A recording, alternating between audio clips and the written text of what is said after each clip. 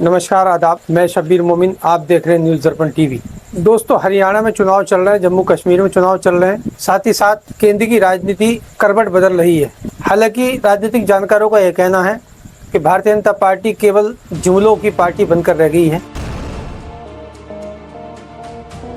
हिंदुस्तान के एक गरीब आदमी को मुफ्त में 15-20 लाख रुपए भी मिल जाए। 15 लाख रुपए अकाउंट में क्यों नहीं आते?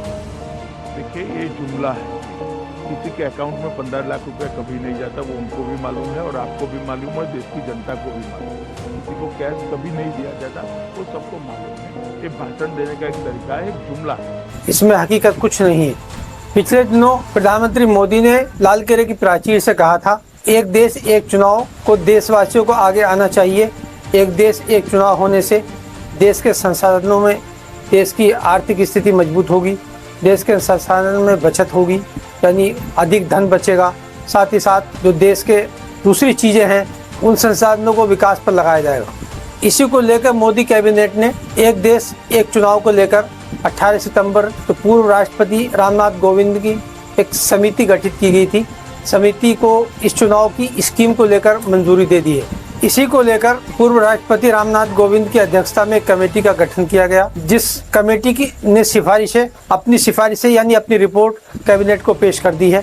साथ ही साथ उसने अपनी रिपोर्ट में कहा है 2029 में होने वाले लोकसभा चुनाव में राज्यों, विधानसभा, लोकसभा और पंचायतों और नगर निगमों के चुनाव एक साथ कराए जाएं। समिति ने अपनी सिफारिश में कहा है कि पहले लोकसभा, राज्यसभा के चुनाव एक साथ कराए जाएं, उसके 100 दिनों के भीतर निकाय चुनाव, पंचायतों के चुनाव कराए जाएं। इसी को लेकर मोदी सरकार शीतकालीन सत्र में इस बिल को लोकसभा में पास कराने, राज्यसभा में पास कराने, साथ ही साथ इस बिल को लाकर पास कराने की कोशिश रहेगी।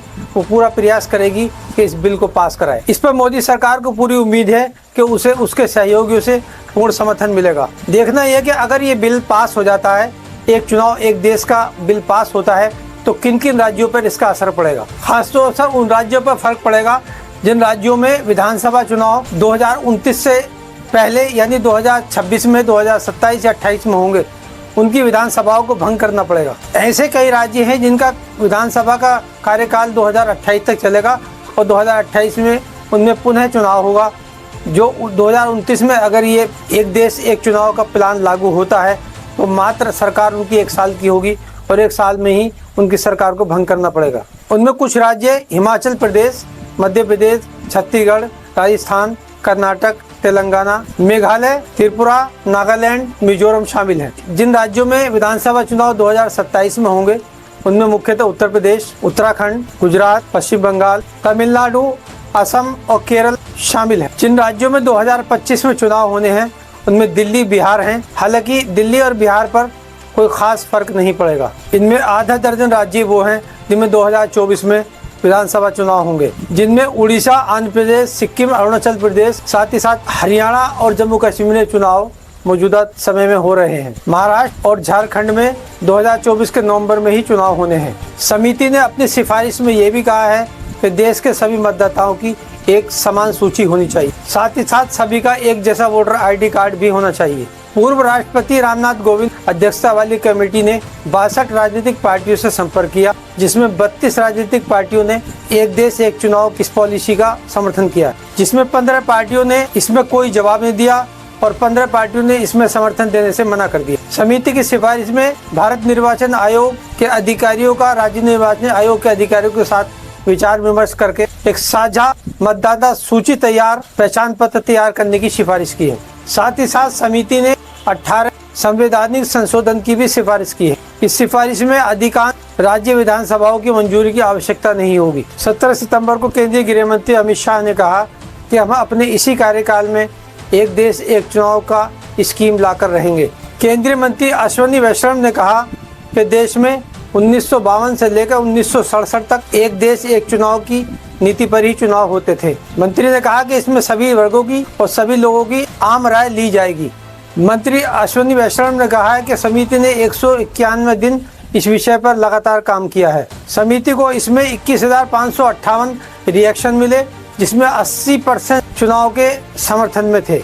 पूर्व राष्ट्रपति रामनाथ कोविंद वाली समिति ने 8,686 पन्नों की रिपोर्ट मोदी कैबिनेट को 18 सितंबर को सौंप दी है। समिति ने अपने सुझाव में कहा है कि बार बार चुनाव होने से देश में अनिश्चितता का माहौल बना रहता है, जिससे सरकारी तंत्र का कामकाज धीमा पड़ जाता है।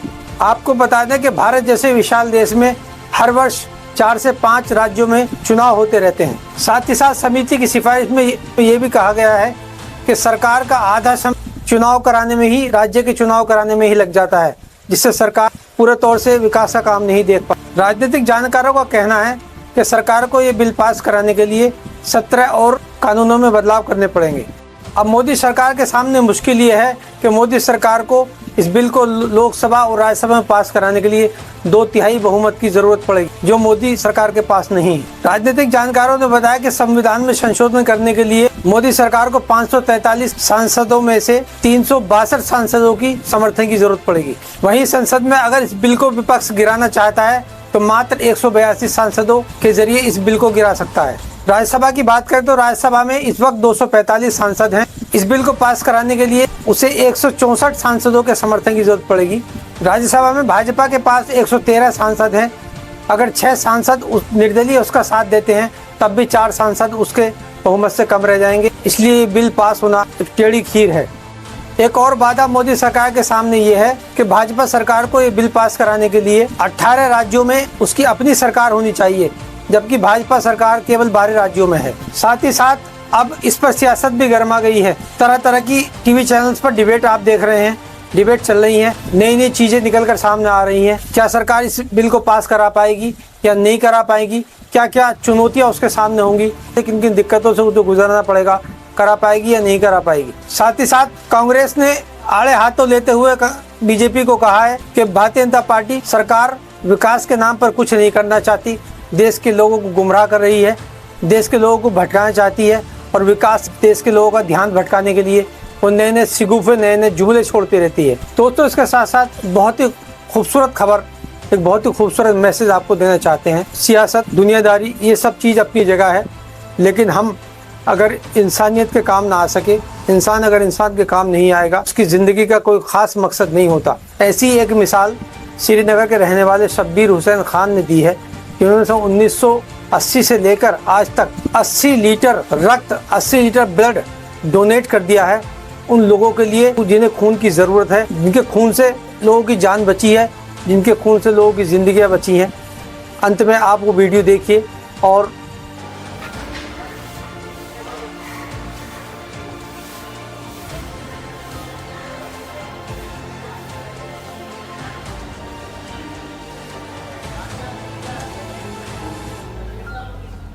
वो आज से 40 साल पहले हमने स्टार्ट किए थे, तो मेडिकल कॉलेज श्रीनगर से सफ़र वहाँ से ही स्टार्ट। जब हमारा ब्लड उसको लग गया तो फिर हमने स्टार्ट किया।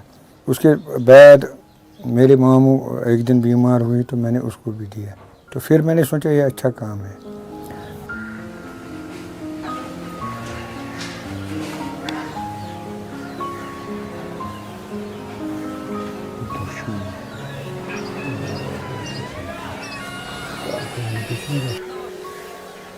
वीडियो आपको कैसी लगी, खबर आपको कैसी लगी, हमें आपके कमेंट्स का इंतज़ार रहेगा। प्लीज़ चैनल को सब्सक्राइब करें, खबरों को शेयर करें, लाइक करें। जय हिंद, जय भारत।